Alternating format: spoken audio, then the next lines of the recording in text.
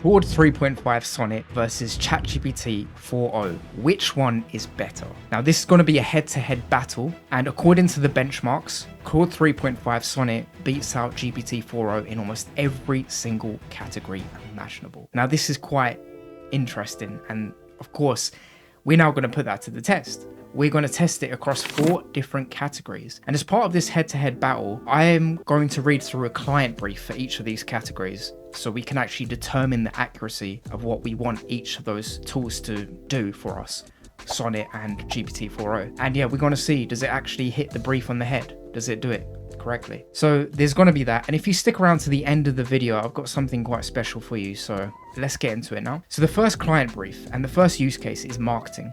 And the client brief is, I'm launching a new line of elegant emerald green satin dresses for an e-commerce fashion website. The target audience is women between the ages of 25 to 34. I need compelling product descriptions and ad copy for advertising on Meta with a sophisticated tone of voice. Please come up with a unique and compelling call to action as well. So first we're going to start off with the images and then we're going to do the copy. So here's what came back for the images, starting off with GPT-4o. Create a photorealistic prompt for Midjourney featuring a woman in her mid-20s for an e-commerce fashion website wearing an elegant emerald green satin dress, okay? And then it came back with a very long prompt. I'm not going to read it out, it's a bit too long, but I basically copied that, pasted it within Midjourney. These were my settings, so I've got raw mode, got stylized low, public, remix, low variation, and fast mode.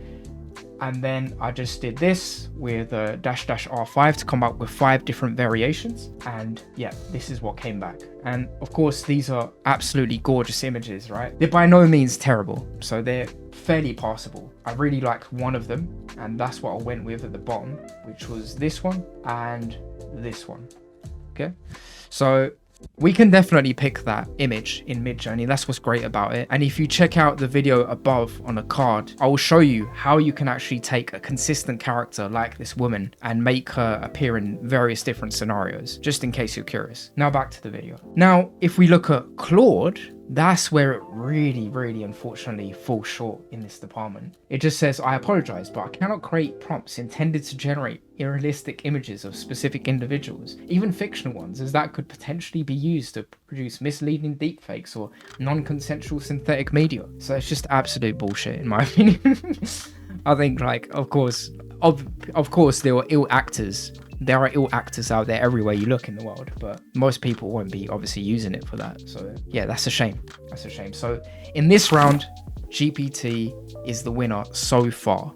Now we have to get onto, of course, the copy portion of this. So now I did a follow-up prompt. Now create some marketing copy to promote this product aimed at women between the ages of 25 to 34 via single image and carousel ads suited to the Meta ad platform. So when you guys scroll through Meta, you'll get single image ads, which are just like single images, of course, and then they have a CTA. So a CTA is a call to action. So typically you get 3 CTAs, or 1 of 3 CTAs, which is learn more, okay, watch now, or shop now, right? Those are the most common 3 like forms of CTA that you get. That's like when you're scrolling through a single image ad. Now, the interesting thing about a carousel ad is that you can have a multitude of CTAs and you can have a multitude of images as well as copy under each of them in the form of a headline. So that's what it is in terms of single images and carousel ads, just so you're aware. So the tone of voice is sophisticated, come up with a unique and compelling CTA as part of this. So here's what came back. Elevate your elegance with our emerald green satin dress.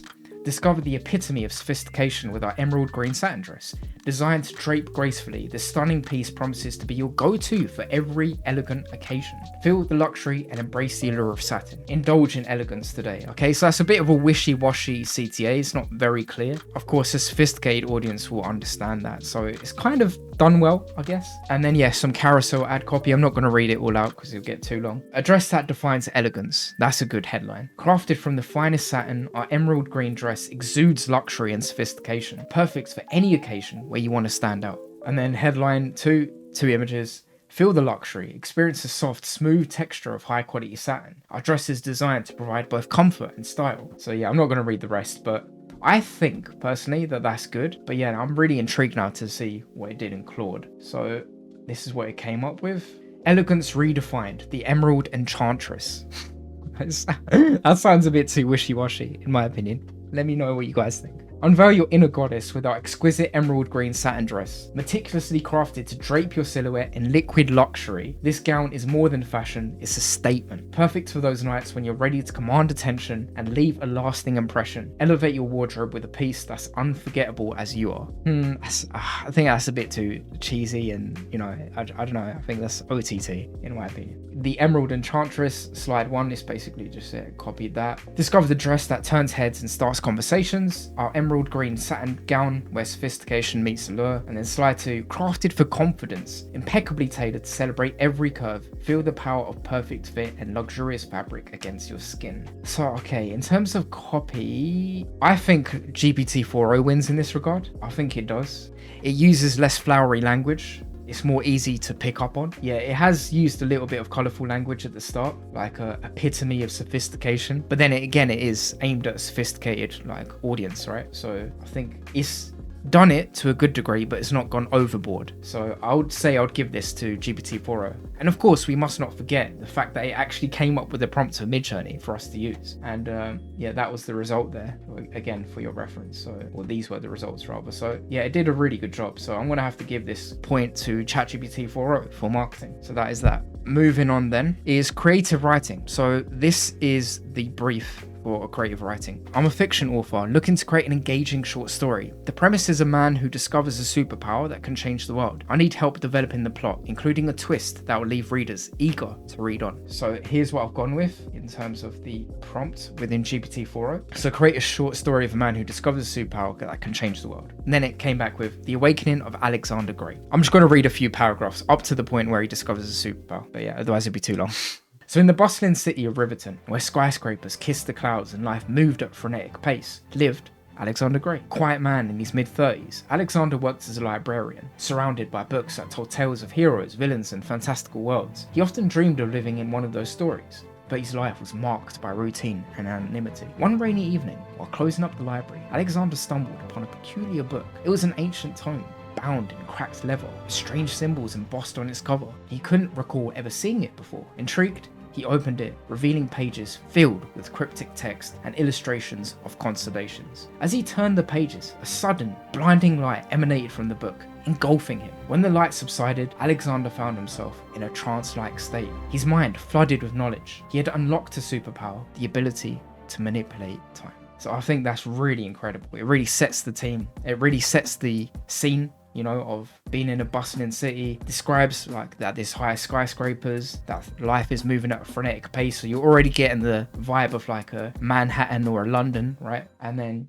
the library. So you can imagine it's raining, and you can just imagine it being nighttime. So it's much more visually appealing, I feel. Now let's see what Claude comes back with. So the touch of life. Jacob had always been ordinary, average height, average looks, average job, but on his 30th birthday, everything changed. It started with a wilted flower on his windsill. Absent-mindedly, he touched its dry petals, and to his astonishment, it sprung back to life, vibrant and full. Shocked, Jacob stumbled back. Had he imagined it? He cautiously approached a long-dead houseplant in the corner. One touch, and it burst into lush, green growth. Over the next few days, Jacob experimented in secret. He could revive any plant, no matter how long dead. A fallen leaf would reattach and turn green. A chopped tree stump would sprout new branches. As the magnitude of his power dawned on him, Jacob's mind raced. He could reforest barren lands, restore extinct plant species, solve world hunger. So I think this is good, but I actually prefer GPT-4o. I think it just paints the scene much more. The character narrative is much more rich. I'm not a creative writer myself, but just reading it as someone who doesn't, write anything creative like this, I'll just say, yeah, The Awakening of Alexander Gray beats out The Touch of Life featuring Jacob, unfortunately. So yeah, I would have to give this one to GPT again. So that's 2-0 to GPT so far. It's doing fairly good so far. So the next use case now is natural conversation skills. So you can imagine here that, we are obviously testing out the conversation skills, but then we're also trying to see from, a customer service standpoint, how does it yield? Okay, I'm just going to read the brief and then we're going to talk about the use cases later. I'm the customer service manager for a company that sells treadmills. We've received a negative review from a customer who couldn't get their treadmill to work despite following the instruction manual. They've called our product terrible and a scam. I need help crafting a response that's courteous, empathetic, and solution-oriented. So now my prompt was in GPT first and foremost. A customer has complained about a product. This is terrible and it's the worst treadmill ever. I couldn't even get it to work, and that was despite me following the instruction manual. To everyone reading this, please stay away as this is a scam. So now I've said, please address this customer's complaint while being courteous, empathetic, and solution oriented. Provide 3 solutions that the customer could try. Even though this customer's incident is just a part of a few negative ones, it is important to not make the customer feel that way when responding. So then this is what it came back with. Thank you for reaching out and sharing your experience with us. I'm truly sorry to hear about the difficulties you've encountered with your treadmill. Your frustration is completely understandable, and we want to make this right for you. Here are a few steps we can take to resolve this issue. Number 1, troubleshooting assistance. We have a dedicated support team that can walk you through a detailed troubleshooting process. Sometimes a quick call can help identify and fix the problem you're experiencing. Please contact our support team at support phone number or via email at support email address. So it's really good. It's provided like a template of how to respond. So you can imagine like the use case for this then would be like chatbots, right? Imagine like, because right now you get platforms like Zendesk, and that's like a customer support ticket platform. But imagine where it's just like you can drop in a chat to a chatbot as a customer, and it's able to like identify, you give it a few details like the name of the product or the time that you ordered the product, and it's able to just like sift through that information, come up with 3 resolutions on the spot with like a Claude 3.5 integration with this API or OpenAI's API integration, and then just come up with recommendations like that. There's no human needed. Think how much like of a saving that would be on a company, right? A business owner that's looking to like downsize their customer service team, for instance. It's scary, but it represents so much opportunity. AI used in this particular context. So that's quite interesting. So I'd say based on what I've read so far, it's pretty good. I like the fact that it's provided a template. That's really refreshing. You don't usually see that much, so that's good. So now let's see what comes back with Claude. Thank you for bringing this to our attention. We're truly sorry to hear about the difficulties you've experienced with your treadmill. We understand how frustrating it can be when a product doesn't work as expected. Oh, this is so much more empathetic and better, or immediately, especially after following the instruction manual carefully. Your satisfaction is extremely important to us, and we'd like to help resolve this issue for you. We appreciate you taking the time to share your concerns, and we want to assure you that we take all feedback seriously. Let's work together to find a solution. Here are 3 options we can offer to address the problem. Number 1, technical support. Our dedicated support team is available to provide step-by-step guidance over the phone or via video call. They can help troubleshoot the issue and ensure all components are correctly connected and functioning. So this is interesting because it doesn't provide the templated message like GPT-4o did, but it has more of a personable feel to it in the way that it's come back. It's much more empathetic, I believe. So that is quite interesting there to consider. So I'd say this is very difficult, but purely from a pragmatism standpoint, I'll give it to GPT-4o again. So yeah. It just doesn't quite cut the mustard, although it did initially, empathetically speaking, cut the mustard. It didn't quite in terms of its usability, as GPT-4o did really well. So that is, customer service. And now the last use case is summarization. So we've got a really big PDF document. It's about 46 pages, and here is the client brief. I'm creating educational content about large language models. I have a 46-page PDF titled A Comprehensive Overview of Large Language Models that I need summarized. The summary should capture the key points and be suitable for use in a video description or learning materials. So this is what I've come back with in terms of the prompt. Unfortunately, with GPT-4o, this is where it's not as good as Claude. You have to actually like copy and paste the text, and then it's really long, whereas when you do it with Claude, it's a much more simple approach, and I'll show you that shortly. So yeah, I tried doing that, and then it just simply said that it's too long and try again, so that didn't help. So then I had to just download the PDF and upload it, and after that then it came back. So let's go down. So then I just basically had to download the PDF and do it again, and then it came back with key takeaways. So rapid advancements. Large language models have shown significant progress in natural language processing, leading to a surge in research and development. LLMs are used in diverse fields, including translation, summarization, conversational AI, robotics, and more. Architectural innovations in model architectures and training strategies have significantly improved LLM capabilities. Context length and efficiency. Enhancements in context length and efficiency are critical for better performance and scalability. And then fine-tuning and multimodal LLMs. Fine-tuning and the developments of multimodal LLMs are crucial for task-specific improvements and handling diverse data types and challenges. High computational operational costs, ethical considerations, and data quality are ongoing challenges. And then findings, I won't read in that much in depth now, but yeah, transformer models, training data, emergent abilities, efficiency techniques, instruction, tuning, and then distribution, training as part of solutions, efficient attention mechanisms, quality filtering, and data deduplication. And then potential applications and use cases, we've got healthcare, education, customer service, legal and financial services, and creative industries. Okay, and now let's compare this to Claude 3.5 Sonnet. Okay, so it was pretty tedious to get it to work, but look, this is how simple it is in Claude 3.5 Sonnet. So much easier, right? So all I did was just literally copy and paste the text, and then when I pressed Ctrl V, which is paste, it just did pasted, and it said TXT, right? And then after that, you were able to put your prompt in as normal. So summarize the information included into key takeaways, findings, solutions, and some potential applications and use cases, right? In simple English. And this is what it came back with, right? So it's not nicely formatted as ChatGPT-4o does, you know, with this bold headings, etc. And it has a nice layout structure, but I think it's pretty good regardless. So key takeaways: large language models are powerful AI systems that can process and generate human-like texts for various tasks. LLMs have evolved from statistical models to neural networks, and now to massive pre-trained models with billions of parameters. The performance of LLMs generally improves as their size and training data increase, following certain scaling laws. Fine-tuning and instruction tuning help adapt pre-trained LLMs for specific tasks and improve their ability to follow instructions, and techniques like retrieval augmentation and tool use can expand LLMs' knowledge and capabilities. Key findings: LLMs show emergent abilities, performing tasks they weren't explicitly trained for. Larger models tend to perform better, but efficient training and deployment remain challenges. LLMs can exhibit biases and generate false or harmful content, necessitating alignment with human values. So this is done well in terms of, or it's done better actually than GPT-4o in terms of simple language used. I don't feel overwhelmed as much as I did when I read GPT-4o. So here,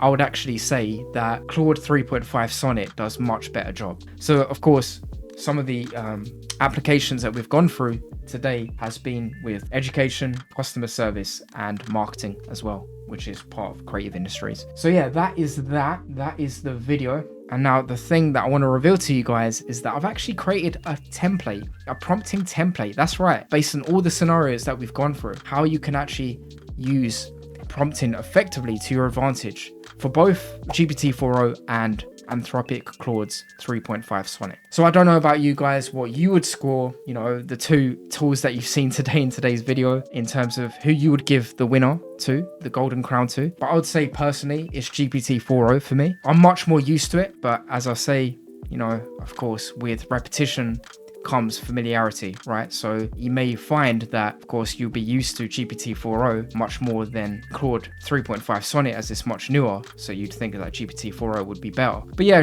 Claude definitely is better in a lot of cases. So yeah, that's it. Thanks for watching. If you found this video helpful at all, of course, leave a like and subscribe, and let me know which one are you going to use going forward. It's got to be 3.5 Sonnet or GPT-4o. And of course, don't forget again that you can click the link below in the description to get access to the toolkit that has these use cases with prompting templates included. So that is that. And if you are curious around 5 different business use cases for how you can use Midjourney, feel free to click the card here.